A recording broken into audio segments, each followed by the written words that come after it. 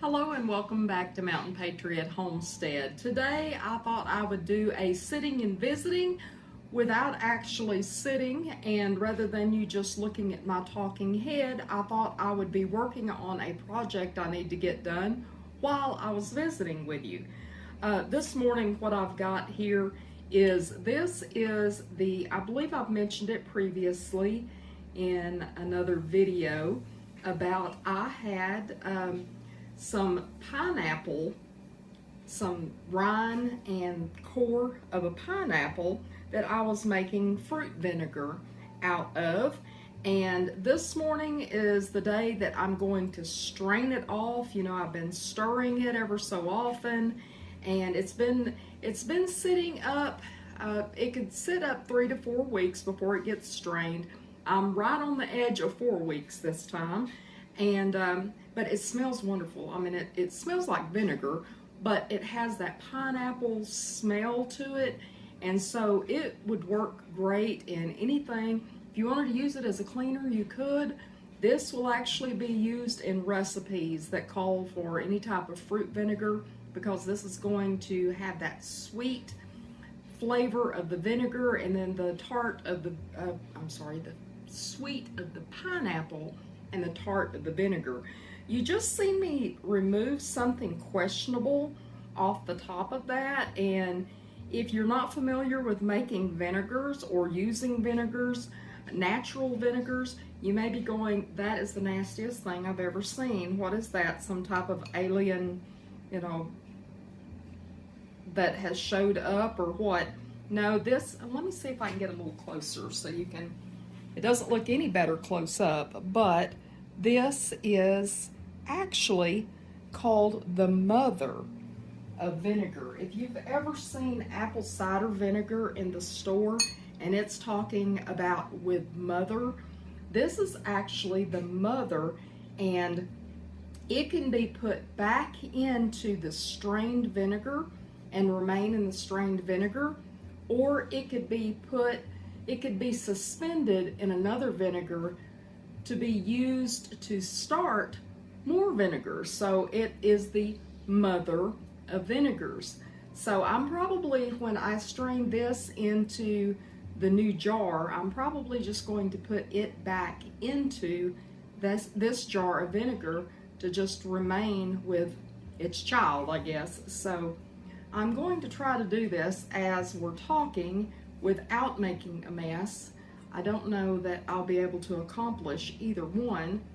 What I'm going to do is I'm going to kind of use this jar to help with the handle. Used to, I had a lot more hand strength than I do anymore, but hopefully you can hear me over the sound of this. But I am just going to strain this into this clean jar. This other that is remaining in here, I actually could start a second batch of vinegar, but since this has been sitting up for quite some time now, I will probably just put it out. I could put it into the compost pile. I know some people say don't put citrus into compost. I've heard that. You know, pretty much I'll put anything into compost, and except meat. I don't like to put meat into compost. It makes it stink really bad, and it makes critters come start digging around in it.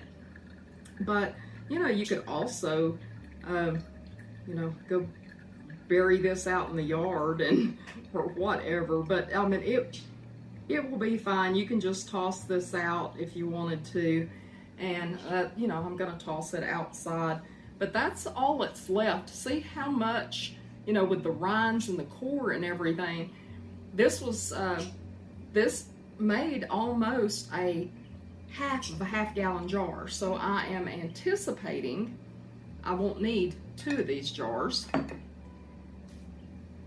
that this one will fill it up the rest of the way, and I'll just put both of these mothers in there with it. And now this mother here, I don't know that I'm going to use her. I don't like her looks. I mean, it still smells fine, but I don't like her look. She is not that well developed, so I'm just going to use that single mother in the vinegar. Yep, it smells fine. I'm just making sure nothing was, it wasn't spoiled or anything, but it's not. It's still, yeah, smells like pineapples, so it's fine. This mother, though, looks beautiful. She would definitely be the mother of many more vinegars, because I do save the mother from when I make apple scrap vinegar. I save the mother out of it to reuse. But vinegars, I don't know if you're aware of, fruit vinegars are they're not only good for using in recipes or cleaners or whatever that most people use them in, they're also wonderful medicinals. And if you're not familiar with that, go do some research on the medicinal value of various fruit vinegars, because, you know, people use apple cider vinegar a lot for various things, but you know, like this pineapple vinegar will be very good also. So don't, rather than just throwing out scraps of everything whenever you peel something, or, you know, like the pineapple, you peel off the rind, of course you're not going to eat it, it'd be like eating a pine cone. Don't just toss that out. Try to figure out a way of using it. You can boil it, strain it, and then use the juice that you've boiled out of it in recipes as well. So you can freeze that juice that you've boiled off of it, and pop that into, use it in cake mixes for flavor. You know, there's just so many different things that we can use. I'm sorry, the stuff's getting kind of clogged up in the bottom, and so it's having to take a little more time here. But, you know, there's so much stuff that we throw out that we really could use in other ways, and I try in my videos a lot of times to point that out. Some people may think, well, that's, you know, it costs more time than it's worth. Well, it depends on what your time is worth. I just look at the value of this stuff that I would be throwing out if I didn't use it for something else. And that's kind of the point of today's video. It took me long enough to get around to the point, didn't it? But the point of today's video is trying to find ways to save around your home. It doesn't have to be big ways. I mean, it doesn't have to be you saved $1,000 today doing something. I mean, if you save $1,000, great, that's wonderful. But if you save 50 cents, I spilled some on my hand, let me taste. Tastes pretty good. Now I'll wash my hands, because I licked my hands and I know that's not very sanitary. Be right back. Sorry about that. You know, just not even thinking there. But anyway, what I was saying is, you don't have to be saving thousands of dollars for it to be worthwhile. You can save, you know, what a lot of people would consider minute amounts. Now I'm going to reuse this. I'm sorry, I'm jumping all over the place with my topics, but here's another example. I'm just reusing, this is a coffee filter. I'm just using that coffee filter. If you don't have cheesecloth, I have cheesecloth, but I had a coffee filter right there. So I've been using coffee filters on top. It helps keep out dust, fruit flies, whatever. You just put that over the top of whatever your pairings are that you're using to make your vinegar with. And, you know, some people use rubber bands or whatever. I just use the ring that goes on the jar. I will set this back up. I'll set it up for about 6 weeks, and I need to put the mother back in there, for about 6 weeks, and it will be perfect to use in whatever. I could use it right now, but I want it a little stronger. So I'm going to set it back up for about 6 weeks, let it completely finish fermenting, and then I will put a solid lid on it to stop the fermentation process. But let me put that mother back in there, give her back to her child. And anyway, like I said, I'm sorry, I'm jumping all over the place with my topics. That's what happens when I do stuff without a script, huh?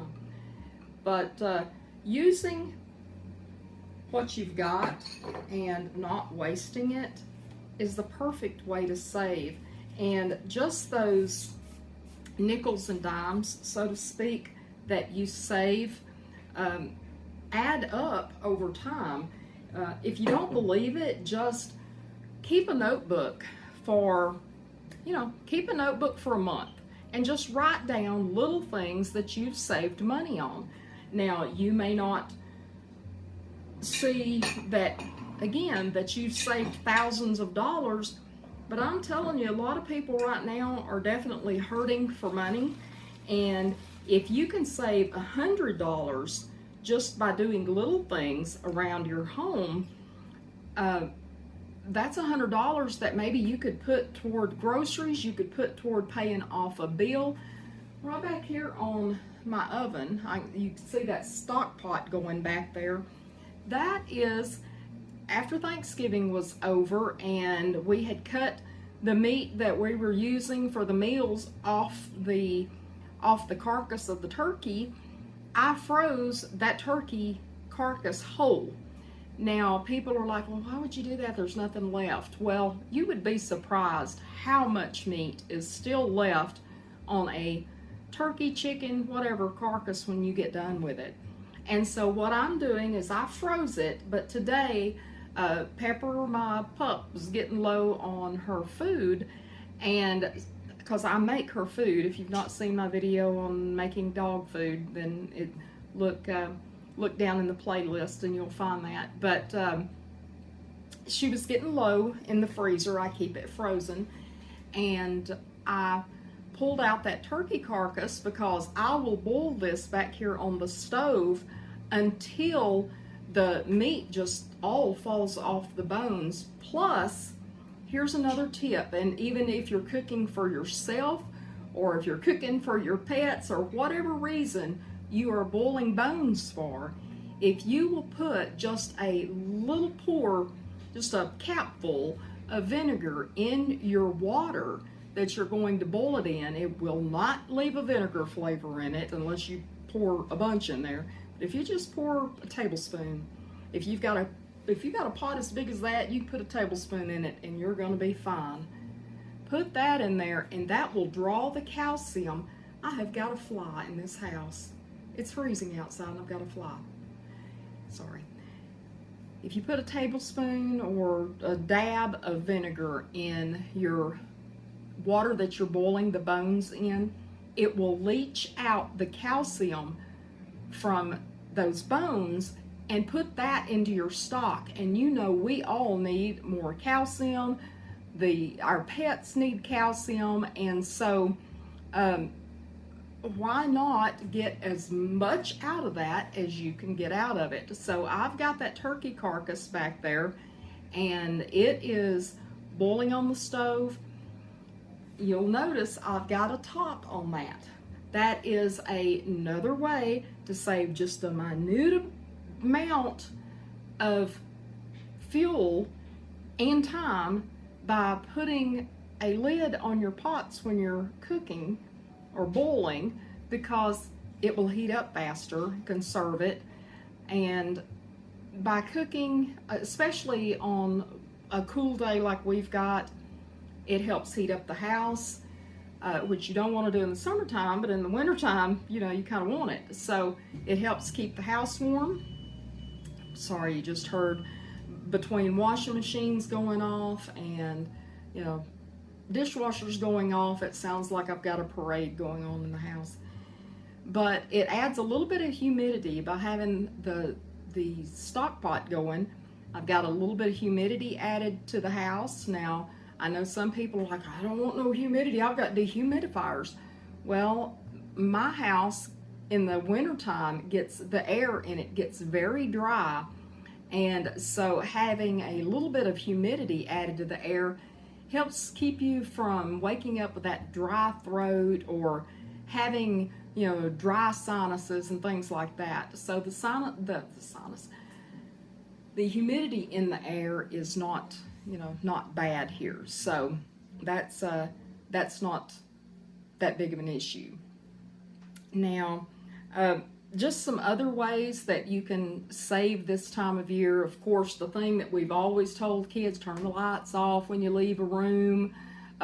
Make sure that, I don't know, you can't see my feet, but we're in here, it's wintertime. I've got socks on to keep my feet warm. I've got something on my head, which I always do anyway, but I got something on my head, keeps my head warm. I'm wearing long sleeves.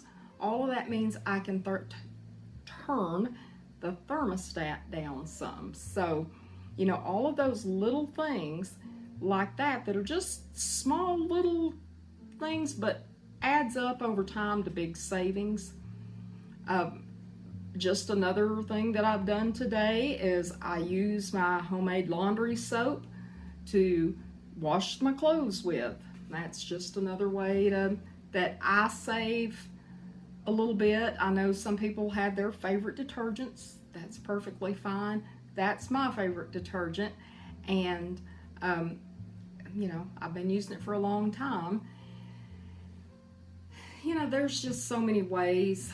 I'm just trying to think of all the different things just today that I've done that saves us in the long run.